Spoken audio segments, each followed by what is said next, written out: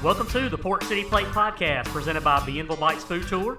The Port City Plate Podcast is serving up the food, history, and people of Mobile, Alabama for people who love the Port City. I'm your host, Chris Andrews, and on today's show, we have the celebrity chef of the Mobile area with us, Chef Pete Blohm, but you and I know him as Panini Pete. Panini Pete started Panini Pete's in the French Quarter of Fairhope in 2006.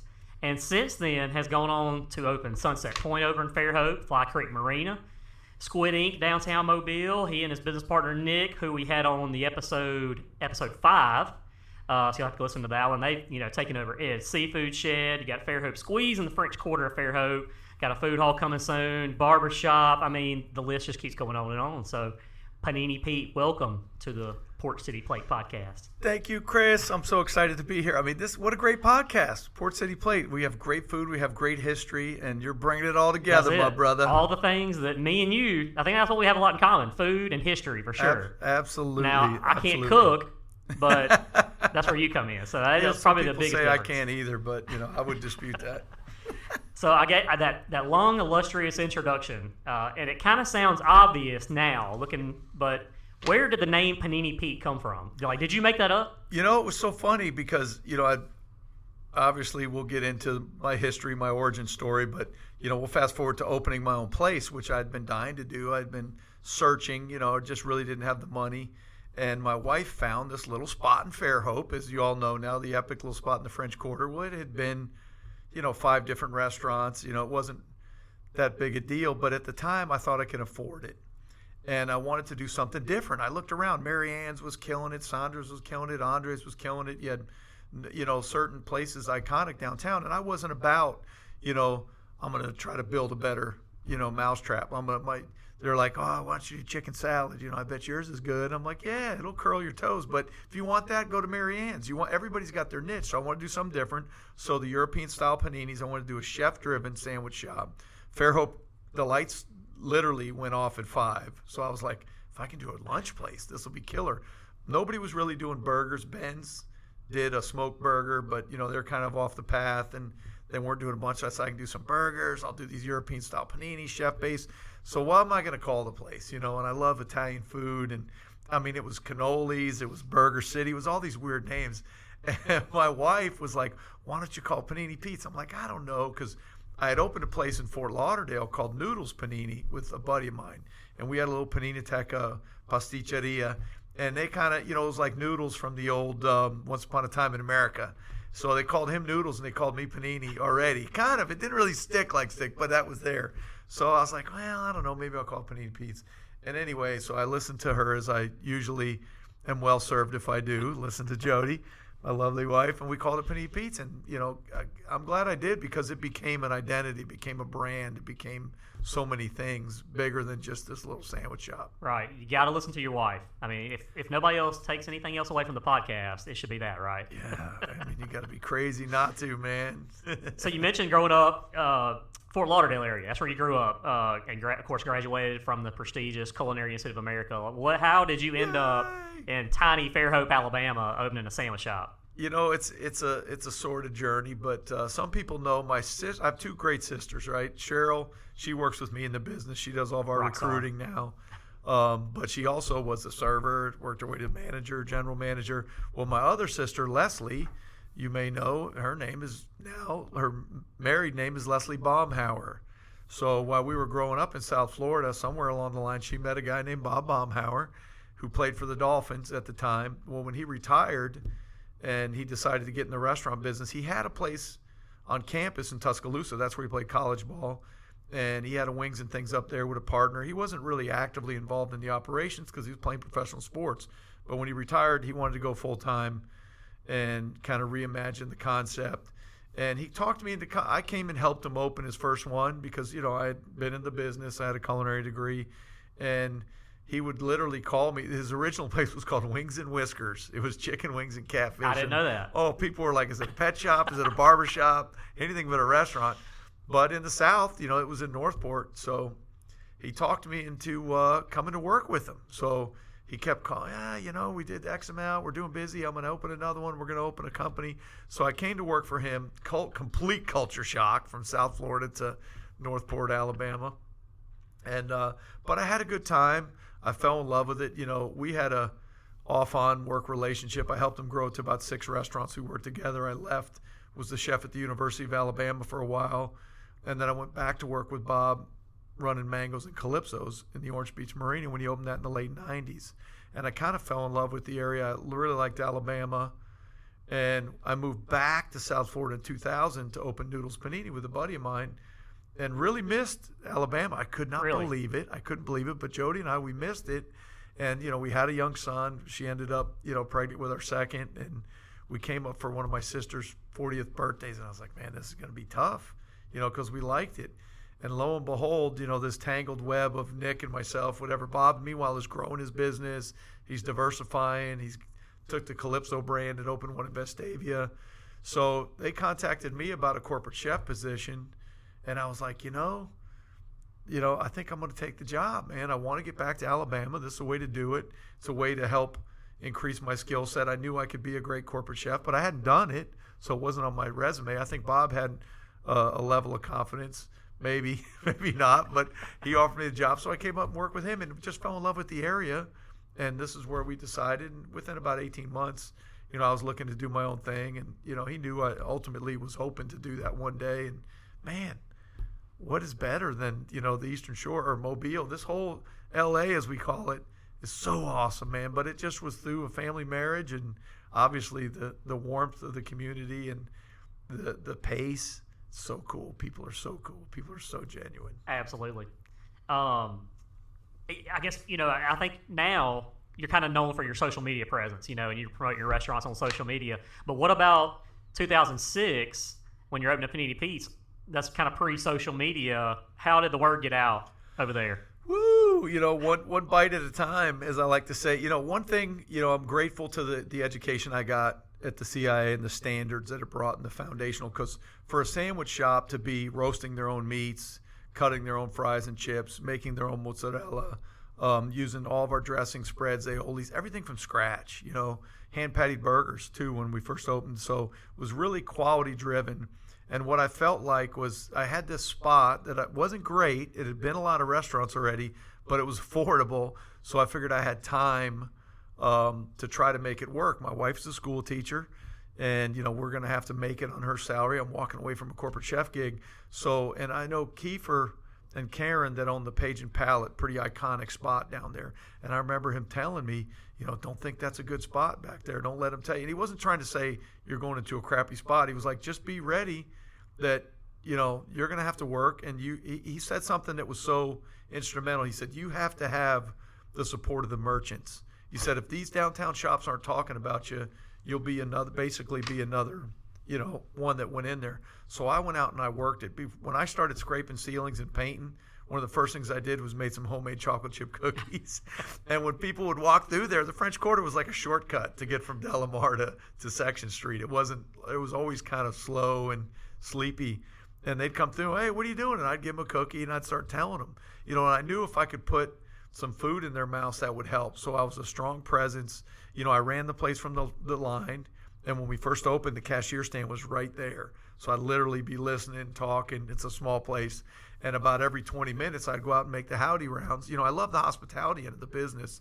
Even being a chef, I wasn't one of these guys that just, I don't want to deal with the public. Here I am on your podcast. You throw a mic or a camera in front of me, I'm not going to run away from it, So it was really just being known in the community, working in the community, getting food out, helping people out, giving out samples, and just doing what we do. And those chocolate chip cookies that you mentioned are legit. Legit. So there's a story that I heard you tell on the Bienville Bites Tour. This has been, probably 4 or 5 years ago when we first started. You mentioned the story of how the lemon became kind of the iconic, maybe the signature element of the beignets, yes, right? Yes. And so we tell that story also on the Taste of Fairhope tour. But tell us about how the lemon got started, how you got started with the lemon. It's such an amazing thing, and I'll even go just before that, the beignets in general. So, I was open for lunch only there. But I was in there at 5, 6 o'clock every morning because of the heavy prep list, and I was the only one doing it. I had a guy that could flip burgers, and my sister and my dad, and, we had a lot to do. Well, I was like, I'm here all morning. it wouldn't hurt if I could warm up the register a little bit. If I can get $20-$50 in there, I may not have to get a night job. And it was called the French Quarter. It's the Fairhope French Quarter. So I said, why don't I do beignets? Nobody's doing beignets here. And I started playing around with dough. I first went, all transparency, I bought a box of the Café du Monde mix. And I made them. I was like, God, these really suck. And they just do. I'm not trying to pull any punches. And, you have to roll it out and do all this. And I needed something that was quick because I already had enough work to do. I just wanted to warm up the register. So I started messing with wet dough recipes. And I did a variation of a pâte de choux dough, which some people may know. Pâte de choux is like what you make cream puffs out of and eclairs out of. So I made a wet style dough where I could just scoop it and fry it. And they fried up nice, and they were real eggy and custardy. They're way more expensive than the other kind because there's butter in there, there's eggs in there, there's vanilla in there. I had my aunt that lived on the border of Mexico and Texas sending me Mexican vanilla. Every other week I'd get a dozen bottles. It was great. And I had so much fun. And you talk about building the business, Miss Bessie, God bless her, my landlord, she was amazing. She'd say, how you doing with them beignets? You selling any? And I was like, not near as many as I give away. I gave away a lot of those early on, and that helped build the business. But it was literally 6 months into it, as I'm making beignets, typical server setup, one of the girls was over there cutting lemons for the sweet tea and for the tea, and it hit me, and I was like, German pancakes. And I was like, German pancakes. So my mom used to make us these German pancakes when I was growing up, mainly special occasions when we had company and stuff. And it was like this popover style batter she would bake in a cast iron skillet. And it was just awesome. And we always had it with drawn butter and powdered sugar and lemon.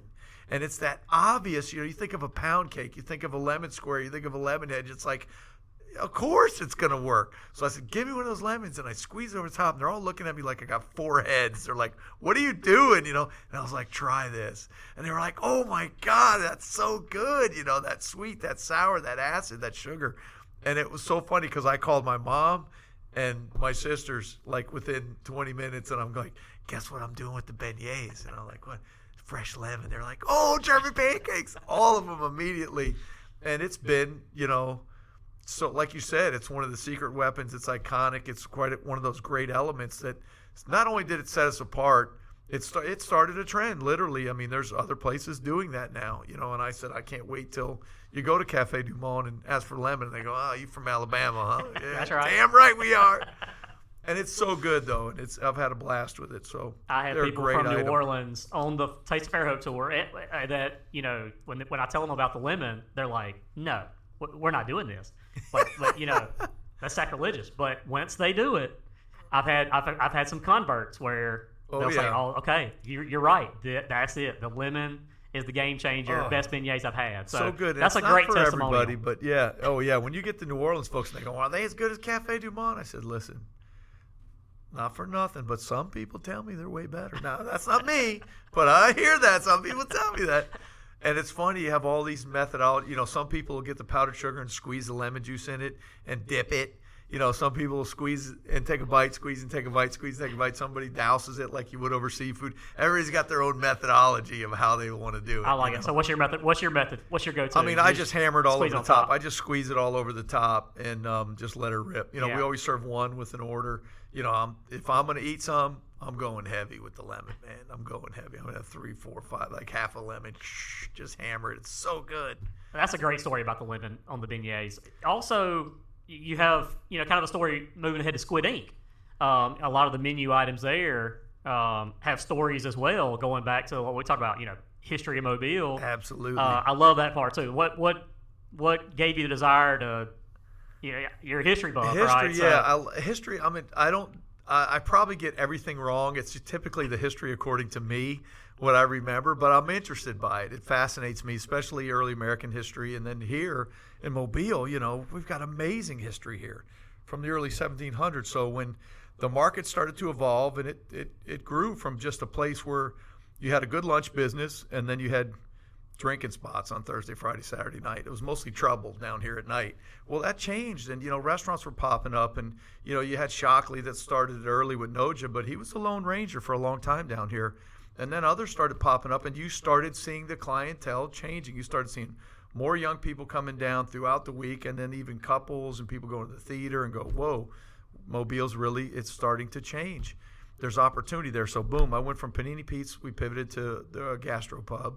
So I said, I just want something cool. I want these Gen X and Gen Z to go, millennials to go, man, it's just cool.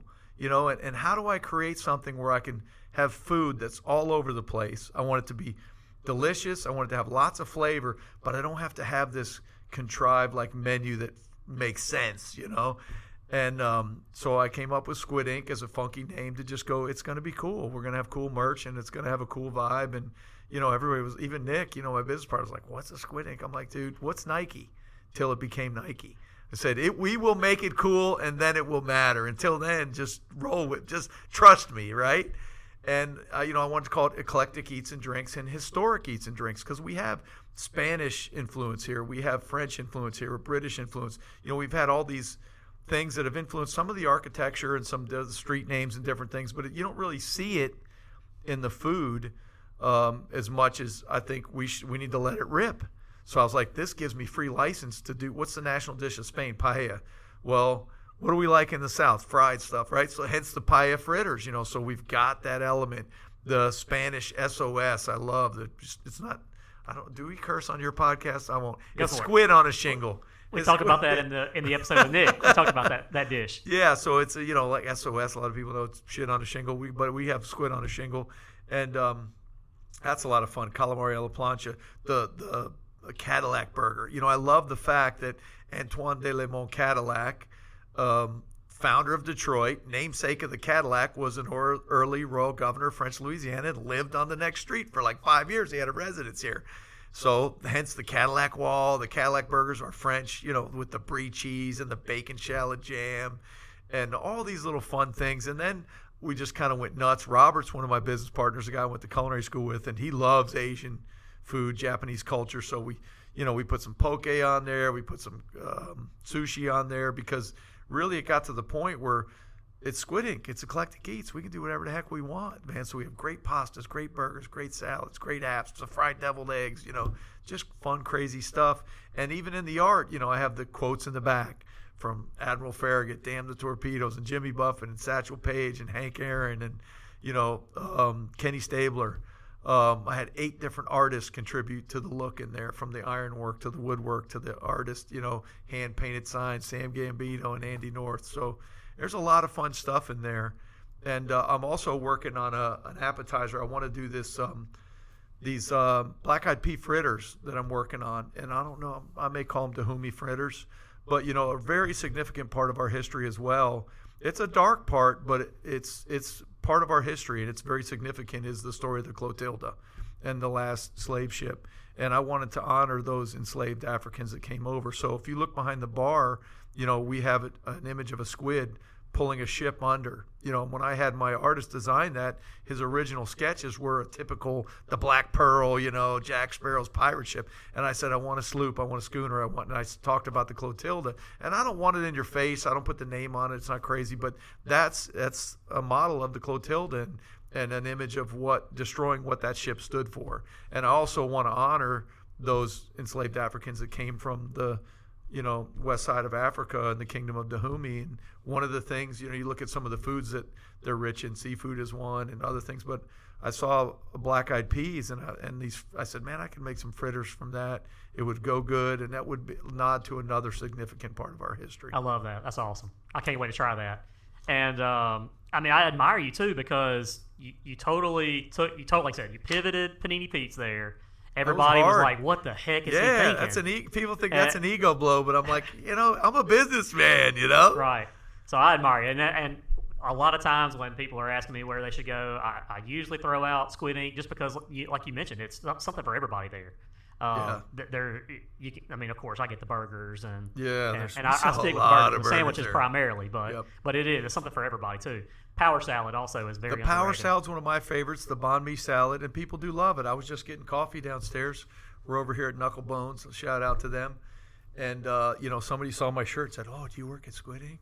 We love that place." They go, "Wait, do you own Squid Ink?" "Oh my God, he owns Squid Ink." And then they're talking, and they go, "Wait a minute. What's that on your shirt? Panini Pete." "Oh my God, you're not Panini Pete, are you?" But the Squid Ink is, the town has really embraced it, and we get, and Amber's doing a great job. The management team there, the bar there, we got great cocktails. The whole vibe has been super. So I'm glad you gave me a chance to chat about that a little Absolutely. bit. Love me some Squid Ink. I had to get you on to talk about Squid Ink. And I introduced you, kind of said, our local celebrity chef, that's kind of been your moniker, but you've been on the Food Network a lot. How did all of that how did that get the ball rolling for you? I've been so lucky, so fortunate, so much fun. I actually have a book dropping next month called Spatula Success. And it's a little kind of a chef's journey to, how to dig deep and get the most out of life and the most out of opportunities. And, I don't want to get too far. Maybe we'll do another podcast later about that. But, one of the things we did when we started off is we garnered some great attention because the food was awesome at Panini Pete's. And I got some great write-ups right away because the quality was there. Doing stuff from scratch is a pain in the butt, but it's worth it. And I got some good write-ups in Southern Living, some feature write-ups in Mobile Bay Magazine, cover shots and stuff.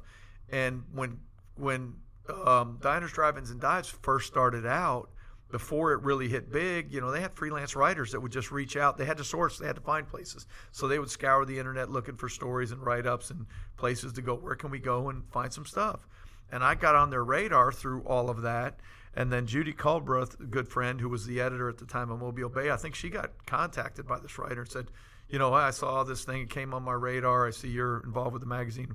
What's your take on it? Would he be worthy of a show? And she's like, hell yes. The guy's a great chef, blah, blah, blah. So I get this random call one day, from the Food Network. And I'm like, whatever, who is this? I swear I thought it was Nick pulling my leg. And I said, all right, I'm going to go with it. I'm going to listen to you. I'm going to talk to you, but I know you're full of crap.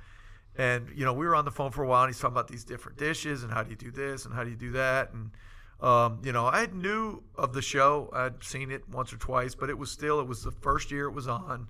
And guy hadn't become huge yet. I knew he won Food Network star, had Guy's Big Bite, and then all of a sudden this Triple D thing was happening. So literally we got to the end of the call, and I was like, well, this is really cool. So when are we going to film?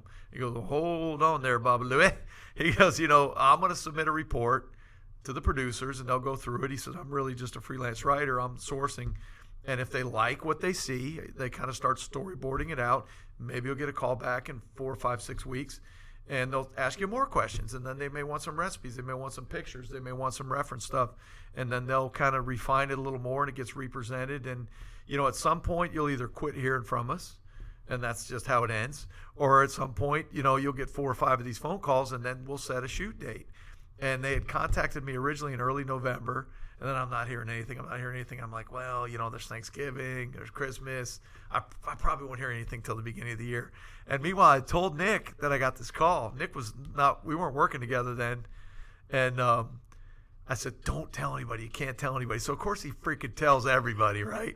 And I'm like, you son of a gun. What? He goes, what am I supposed to do? He goes, dude, you're in the mix, man. You're in line. This could happen. He goes, what, are you going to wait till they don't call and you don't make it? And then you're going to say, well, they called me once and I almost got on the show. He goes, right now you still got a shot. Now you need to talk about it. So I finally got calls after the first of the year, another one in, January, February. And then end of February, they called and said, March 13th, we're coming. Have it ready. And they sent me the list. And so I got on the Food Network. It went amazing. I was a nervous wreck. But Guy and I hit it off, man. We just hit it off, and, it created opportunities. And being on the Food Network was huge. It gives you this national stage. So it's advertising that you can't pay for, and then it turns out that show became so iconic that he's got such a rabid following, and it's on so much. It reruns a lot because it's popular. So that is the golden ticket. That show is the one you want to be on. And, it's just blown up, and since we hit it off, he's invited me on more stuff. He knows I can cook, and he likes people with big personalities. Not too big. He'll keep you in check. But because he's still going to have the biggest personality in the room, right? You couldn't compete with that anyway. No. If you try, you find out you're just a mere mortal. And he's Guy Fieri for a reason. He's a badass. He's really good at what he does. So, yes, that's been life-changing. I've been on probably 20 shows over the last, dozen years, 14 years since it started. And, internet shows, we did a live tour with Guy and a bus. We did live shows all over the country, the Guy Fieri live show.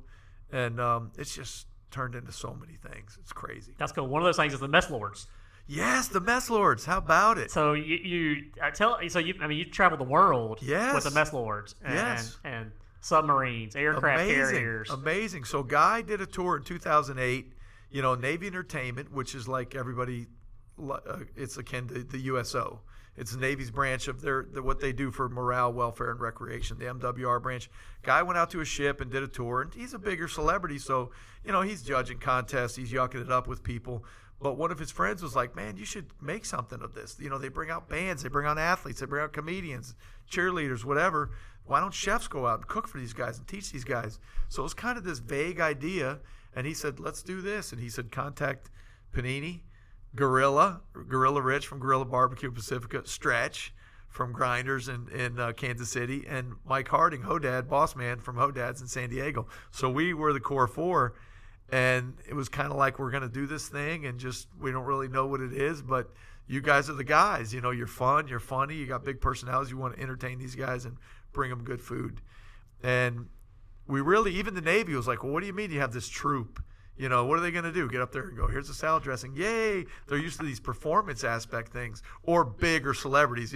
We're these minor, celebrities. Yeah, we've been on national TV, but, it's a stretch. Everybody says it. But I'm like, I don't make my living on TV. So, but we ended up crushing it. And we go in, we take over the galley. We get music playing. We have fun. We let them cut up. We cook great fun food. We work with ingredients they have, teach them how to handle them different, handle them better, and just really just love them all up. It's a performance. We're on the chow line. We're serving. We're, thanking everybody for their service. We're talking about football, food, grandparents, apple pie.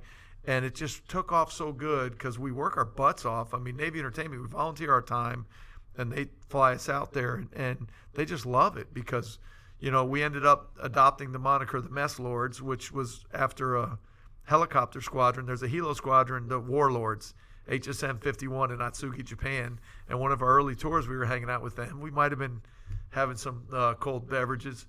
And, they have all these insignias, and their logo is a samurai with this trident, and it was badass. And we're like, dude, we want to use that. He had given us patches off their flight jackets. We said, we could put a fork in his hand and call us the Mess Lords, because they don't even call it the mess hall anymore.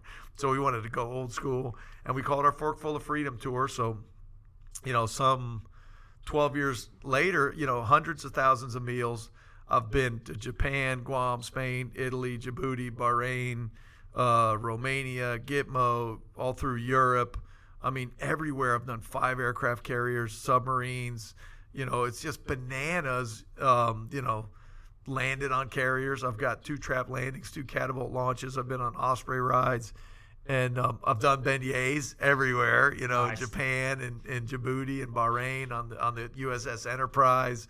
And it's just amazing, life-changing stuff to get a chance to give back to these men and women that work so hard through food. And they love it. I mean, you could check out online. There's one video. The Navy had a media team. We were on the USS Baton. And I think it's under Mess Lords on YouTube or Mess Lords Rock the Baton. And you see about a 10 or 15-minute video of kind of what we did. And it was myself and John Connolly, who we call the Fifth Beatle. We had to add chefs. We got so popular because we couldn't all go on these tours. We were doing so many. And that gives you an idea. When you see the guys at the end, they're interviewing everybody in the galley, talking about how much they love the food and how much it reminded them of home and how much they appreciate it. Because they're overseas sacrificing everything. Football games, weddings, anniversaries, births, deaths, soccer games, recitals, everything. They're missing it all. They're just working. And to bring them that little taste, they love it, man. They love it. That's awesome.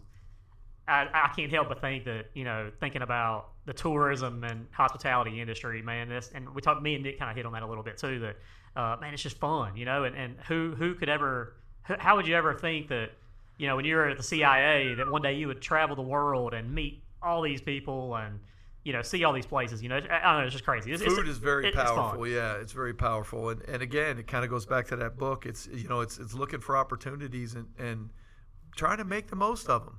I looked at what Guy did, and, you watch American Idol, things like that, and you see some people that win it, do great, some don't. Somebody came in third. It's what do you get with your 15 minutes of fame, and how can you parlay that through hard work and integrity to get a little more? Because everything's foundational. It may seem small, But if you do 1,000 small things, it becomes more meaningful. So you just build this foundation. It's incredible. And I had a couple of business questions that I wanted to ask you. You when you started Panini Pete 2006, and then had a location here in downtown, you brought Nick in, and man, y'all have blown the doors off this thing. Where you've got all the things that we've already mentioned. What was the turning point for you going from, say, owner operator of 1 or 2 restaurants to all these different restaurants, all these different brands? Well, let me give you a little background on Nick. I don't know if he went all the way to the beginning, but I hired Nick as an assistant manager in 1990 when I was working for Baumhauer's up there. He was a manager at a place called Capstone Grill, great little restaurant in the mall up there, great food. But he was a wild man. He was a buck. He was young. He was hard charging, hard partying, chasing sorority girls. He was a wild man. But he was a hard worker, and I liked him. And he was ready to leave there. I think he had kind of seen that he probably wouldn't end up well if he stayed there because that was a wild place.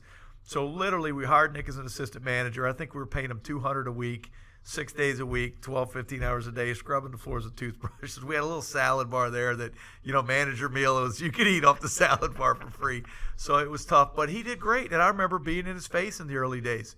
Why are you late? Why aren't you shaving? Why aren't you wearing socks? Whatever. We were hard charging, and he's a guy that responds well to that. He has a lot of personal discipline, but he also responds well to that. He played sports, and he understands that. And he just worked hard, and he wanted to be the best, and he wanted to outwork everybody. So he did great. So when I left Bob's after 6 years, he just kept moving up the ladder.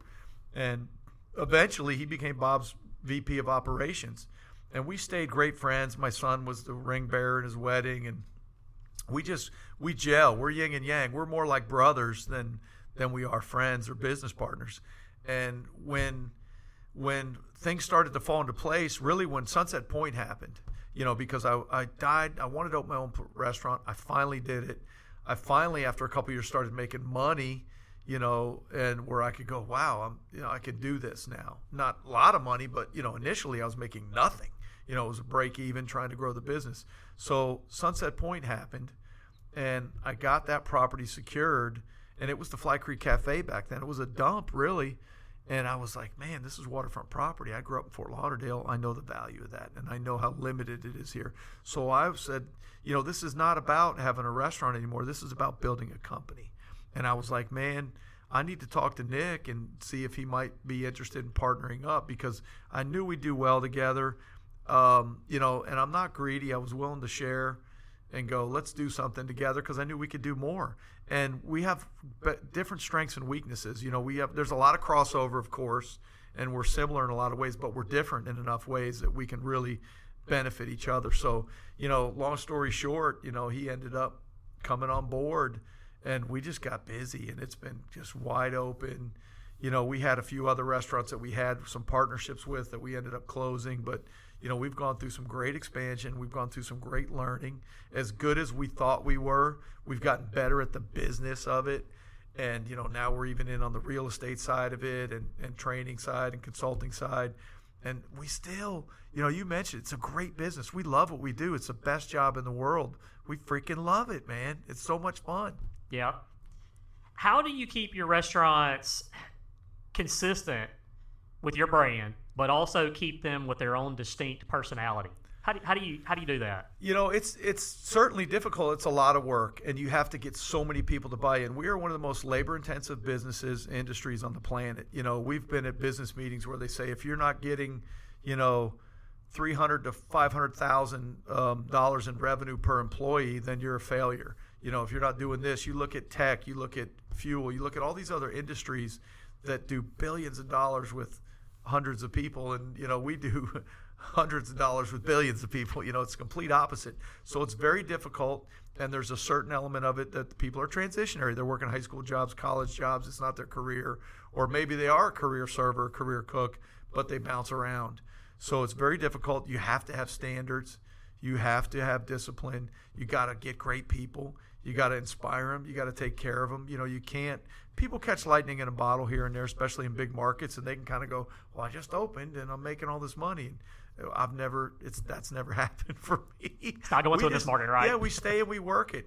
And to me, I like coming up with new concepts. It's hard to grow a business, and it's one thing let's go do 20 Panini Petes.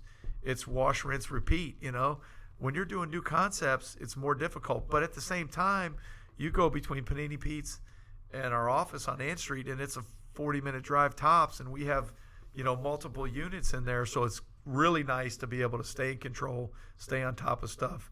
And I let the market, the brand, it's like Squid Ink. I was like, to me, I don't know if anybody gets it, but to me it was perfect sense to, sing this song for Mobile, to pay this tribute.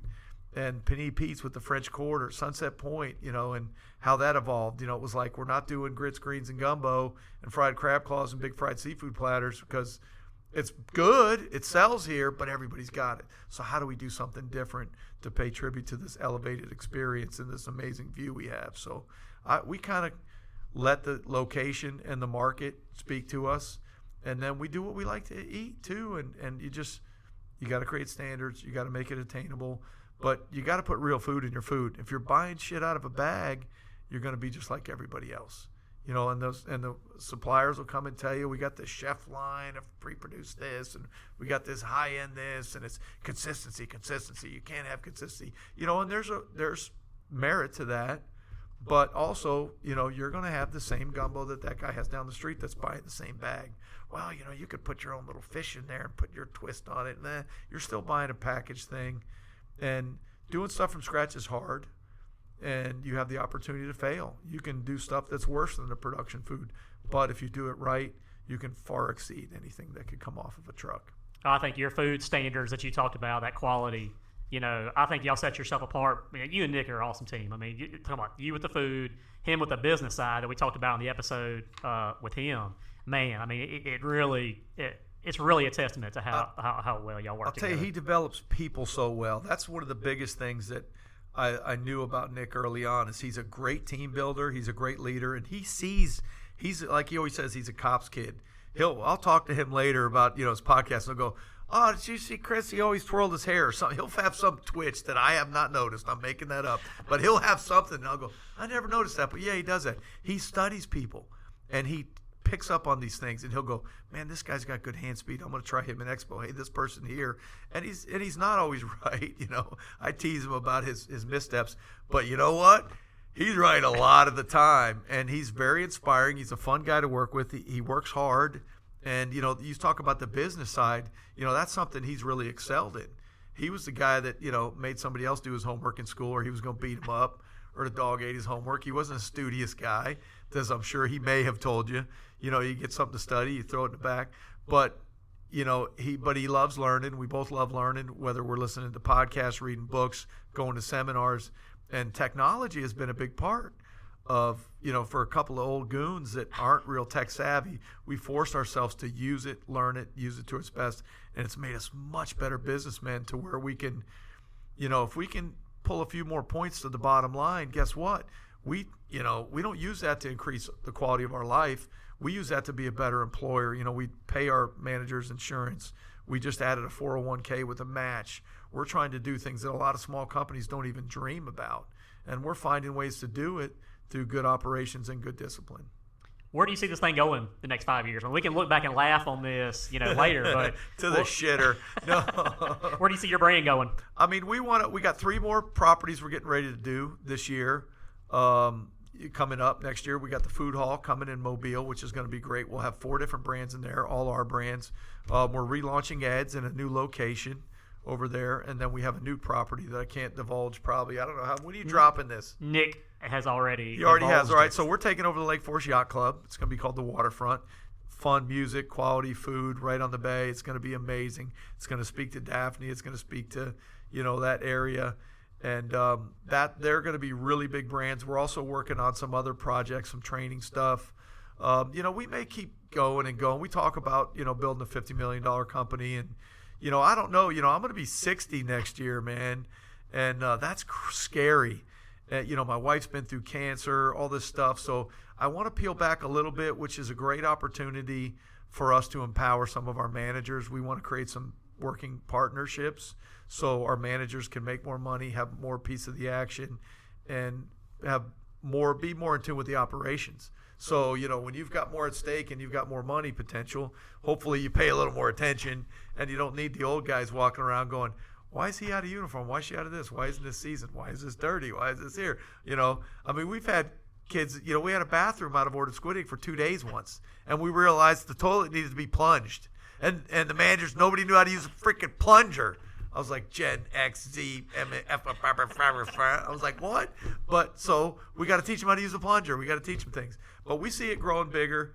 When you get a certain measure of success, you get a lot of opportunity.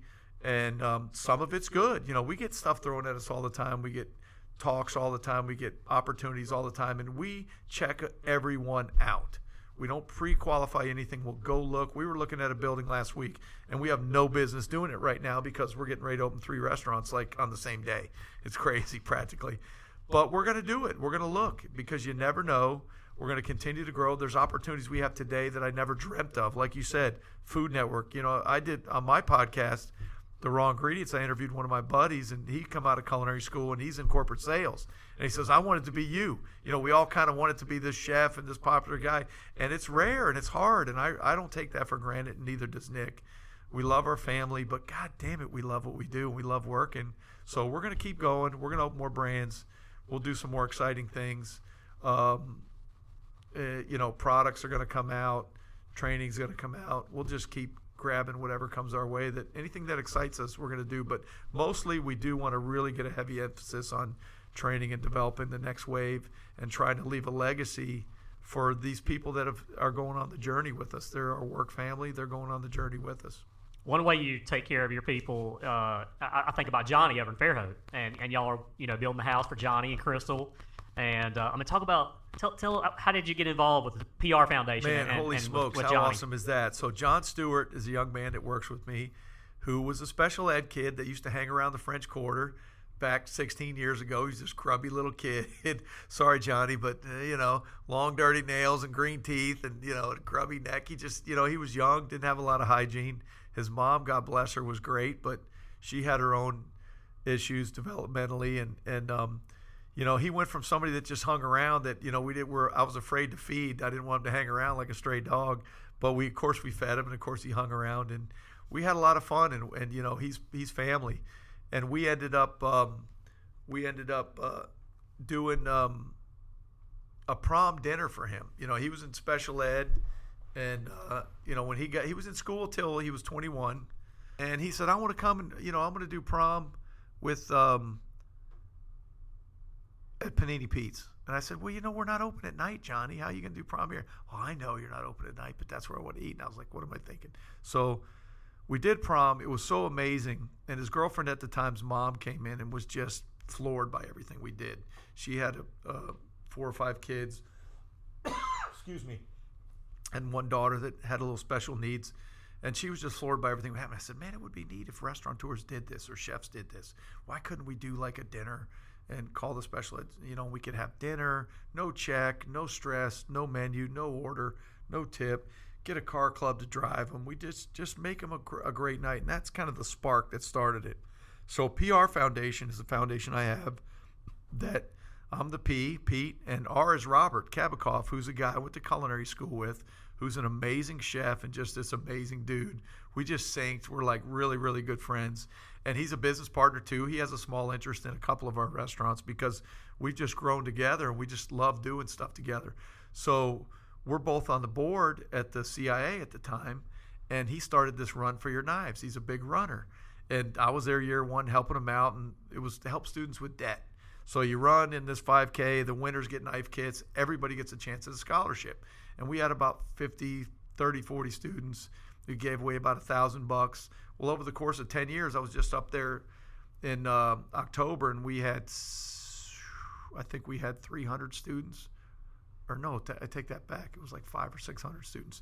And we gave away like $80,000 worth of scholarships. It was crazy. So anyway, we learned how to grow money and raise money. And I talked to Robert about this, and he said, we should do something like that.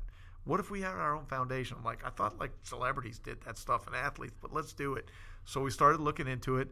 I won $20,000 on guys' grocery games, whoop, whoop.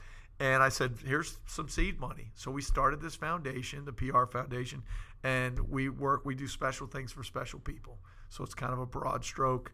So we work with adults with developmental disabilities. We work with military veterans, and we work with no-kill animal shelters, which is a big thing for Robert, senior dog adopting. We've adopted former military dogs that trained to work with, veterans that have PTSD. They're therapy dogs. We do a lot of small stuff, mostly wheelchairs and modified bikes and different events. And wherever we raise money that stays in that community.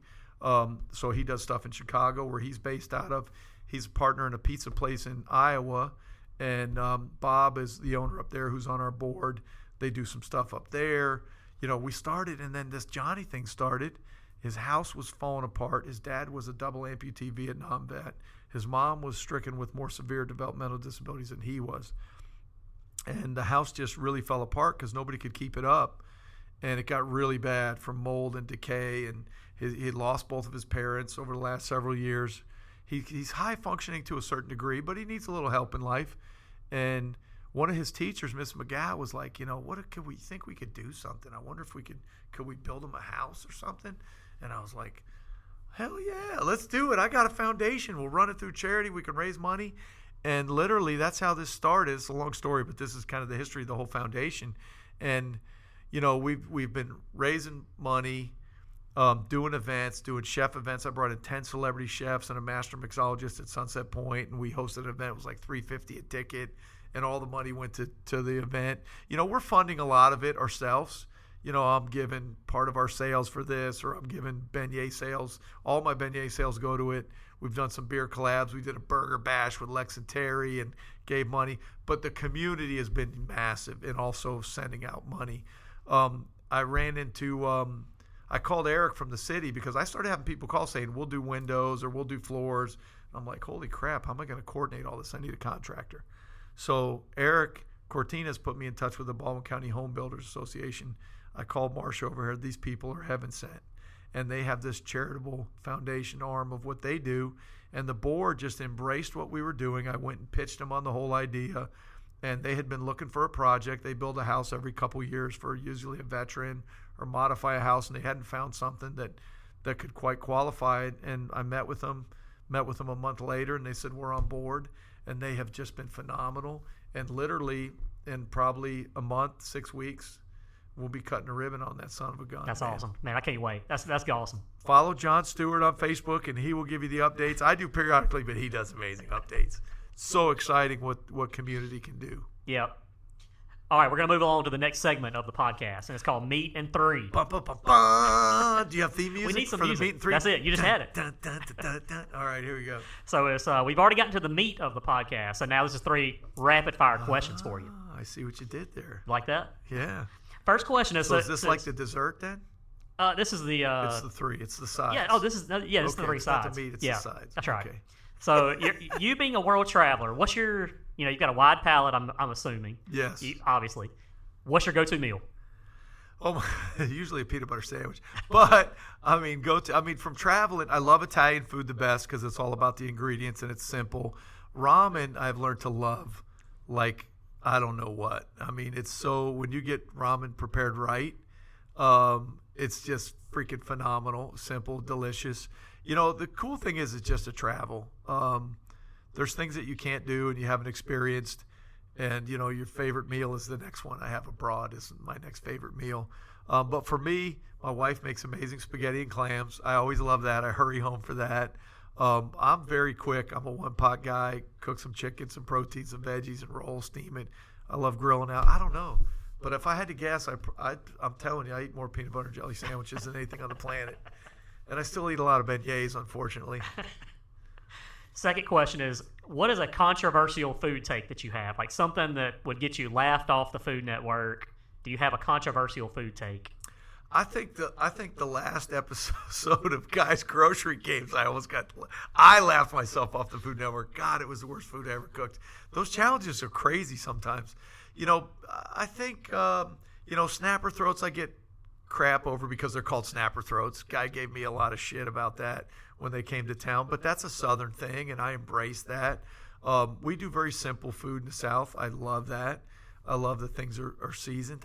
I don't. It's hard to say. Even the beignets, I love them so much. Like I was doing the Super Bowl several years ago. It was in Houston, and Atlanta and the Patriots, and I was part of this big tailgate thing with celebrity chefs and guy. And I said, "Oh, are you doing desserts?" The guy says, "No." And I said, "Oh, I'm going to do the beignets." And the guy was like, "Shut up, the beignet. Make him cook something, man." He thinks they're like a sellout, and they're like not. They're like an amazing dish. So I don't know. Probably every freaking thing I cook. I don't know, man. I'll give you my controversial take, and What's that? I like hot sweet tea. So hot off the don't put ice in it. Don't water it down. I want it brewed straight out the pot, off the stove, where it has all the flavor. So hot sweet tea. Man, that's where it's at. huh? Yep. Give it a try. See what you think. Hot sweet tea. That's your just crazy weird That's take. my controversial take that I get a lot of grief things for. I like you talk about just something obscure like that. When I go back on the line sometimes, one of my favorite when I'm hungry, at Panini Pete's, I get a little piece of sourdough, and I get the garlic aioli, right, and some salami and some American cheese. I mean, I got homemade mozzarella there. I got Swiss. I got goat cheese, gorgonzola. I get the American cheese, and I kind of smash it in a little sandwich, and that's like a guilty pleasure thing. The last one is my last question for you is what I've seen, especially on the food tour. A lot of people on our tour, they'll see you and you want to take their picture with you. Kind of get starstruck. Have you ever been starstruck by a celebrity? Yeah, it happens a lot. I mean, Emerald was pretty badass. I mean, I go back to when I was a kid. I met Larry Zonka in an airport. He played for the Miami Dolphins. I grew up down there in the 70s, the undefeated team. And I saw him, and I was like, holy crap, that's Larry Zonka. And I went and said hello. And I said, oh, hey, Mr. Zonka. So I'm a big fan, Dolphin. Yeah, that was a long time ago. And I was like, okay, bye. Jack Nicklaus I met. It's pretty intimidating. Most of them are pretty cool. Like I said, Emerald was pretty awesome, but he has a way of disarming you. He's a super genuine guy. So I think a lot of it has to do with being, how they act. Some people just have this aura or they're aloof or they're kind of weird. But I think if I ever met like Bono, I'd crap my pants, I don't know. I mean, I've been fortunate. I've met a lot of people. A lot of times I don't think about it. I met Bill Murray, came in for lunch when I was up at the Bounty. He was like amazing at Sunset Point. There's a lot of movies that get filmed around here. Yeah. Met Harvey Keitel. Met who else I met over there? We had all the people from Dakota Johnson. Who's the other? Gary Oldman. It's just kind of cool. Liza Minnelli. I mean, she was badass. I caddied for Gerald Ford, in a golf tournament one time. So I don't know. That's cool. I mean, it's cool. Emerald was the first guy that it took me a long time to say, hey, can I get a selfie with you, man? Because I saw him all these times and I didn't want to be that guy. But I'm like, I kind of want a picture with you, man. You also said something that kind of I just thought about is you're kind of the OG Bama fan / Dolphins fan, which there's a lot of those now. Now that Tua is the quarterback of the Dolphins. You're absolutely right. You're the OG. I mean, you've been a Dolphins / Miami fan for a long time. Yeah, growing up down there. I mean, I'm old. Like I said, I moved to South Florida in 1970, so we were there for the heyday. I was a kid watching Larry Zonka, Bob Greasy, Paul Warfield, Mercury Morris, Manny Fernandez. I can go down the whole freaking roster, right? But what's funny is they kind of had a little connection back there. Shula did too, because Bob played there. Right. Baumhauer came from Alabama. Tony Nathan, Dwight Stevenson, Ozzie. Ozzie never played there. But there were several. There was a handful of guys because obviously the Bear, he also was a guy that nurtured some talent. So now it's to a whole nother level. But, we had who was down there? Drake was there for a little while. Obviously, you got Tua, you got Waddle. I mean, it's awesome. So it's cool to see that. Nick and I, we went to the preseason game this year, Philly and Miami. That was a good one, yeah. Yeah, because we were hoping to see, Hurts, but they didn't. None of the starters played. But I love doing that, and one of my old passwords, used to be Bama Fins, because I love Alabama and I love the Miami Dolphins. So it's pretty cool. The last segment of the show is called Chris's Dishes. And this is where I talk about the best dish that I've had this week. And then I'm going to turn it over to you and let you get to talk about the best dish you've had. But the best dish that I've had this week is from Butch Cassidy's. All right. And it's the buffalo wings from Butch Cassidy's. I know everybody knows about the Butch Burger. And it's one of, awesome burger, one of the best burgers in town. But the buffalo wings, man, those things are and we've got some good wings here in Mobile. Yes, absolutely. But those buffalo wings, that's the best thing that I've had this week. good chicken, good amount of sauce. They have good ranch there to go with it. I do ranch with my buffalo wings. Oh, Jesus Christ. Oh, yeah. It's a good thing this thing is over. It would be over. Ranch. I'll tell you what, though. We have all homemade dressings and stuff. Even our ranch we make from a base. But, I was like, I'm not going to do ranch. And I was like, who am I kidding? I have to do ranch. You got to do ranch. I got to do ranch. I serve it in sippy cups. They just guzzle it. But we have a lot of good wings in town, too. I think about the Moe's dry rub Moe's wings. has awesome wings, don't they? They do, yes. Yes. Alabama white barbecue sauce. Oh, amen on that. Vinny's, and Daphne always had good wings, too. Okay. Another There's a place in Chickasaw called Wingsville, right off the interstate in Chickasaw. Kind of a little secret spot. You may want to consider that one. I will really check good. it out. Well, I got to try Good Butch stuff. Cassidy's, man. Yep. So what's the best dish you've had lately? I'll tell you what. You know what I'm going to say, and this is probably going to be the curveball, but it probably needs to happen on my podcast. I'm going to tell you about the best dish I didn't have this week. A good friend of mine, Wade Price, that just opened a place called the Slurp Society. All right, so it's down here, downtown. Ramen. I mentioned earlier how much I love ramen. And I go back to when Wade was over at Serial Killer in Fairhope, and his career, he's had his ups and downs, whatever, but he's a talented chef. There's no doubt about it. Business is hard, and he's a guy that loves creativity and loves cooking these unique things that sometimes don't resonate with everybody. But ramen's one of his things he's exceptional at. So we went to go the other day, sold out. I missed it. Nick went to go after he finished the podcast. He sold out. So he's just getting going. He's going to get things worked out. I'm really looking forward to trying him out, so I thought I'd give him a plug because I know that's going to be legit. But I haven't eaten yet. Wade, get your shit together. Don't run out of noodles. I'm coming, and I'm calling everybody out to come and see you. I'm coming too. I had planned on going that Wednesday, the day after they opened, and then he announced that we ran out of food and had to close, so that changed my plan. So I'm going to get down there too. I'll mention one thing. I was in Orlando, went to this place called Mrs. Potato Head. It was pretty legit. It was a what do you call it? A triple D place, and they had these big like roti potatoes. It was kind of Peruvian place with chicken and cheese in it, and that was pretty dang legit. We had this fried brie cheese that I'm totally going to figure out how to knock off or something. I loved it. It was like you take on a mozzarella stick, but it was this cube, like pie slice. It almost looked like the slice of a big cheesecake, but it was a big wedge of brie cheese with this really nice crust and a hot pepper jelly. It was fried, so it was gooey. I was like, this belongs in the South. Had these little breadsticks with it. So that was probably my most exciting thing I ate this week. That sounds good. Well, man, I really appreciate you coming on the show today, and I appreciate you. I wanted to say too, we've had ever since we started Bienville Bites 5 years ago, and Taste of Fairhope and Fairhope, we have had a Panini Pete owned restaurant on our tour since day one, and so I appreciate you and Nick. I mean, y'all bought into our vision of connecting people to Mobile and Fairhope, and I'm really forever grateful for that. So happy to support. I love what you're doing. When you first came and pitched me on it, it was a no-brainer because I'm like, we have to have this kind of stuff. We need this stuff. We have culture. We have history. We got great food. We got great experiences. And it takes somebody to step out and do this stuff and have a dream. And you may have went to New Orleans or somewhere and said, wow, I went on this tour. We need something like this. But you took the time to do it.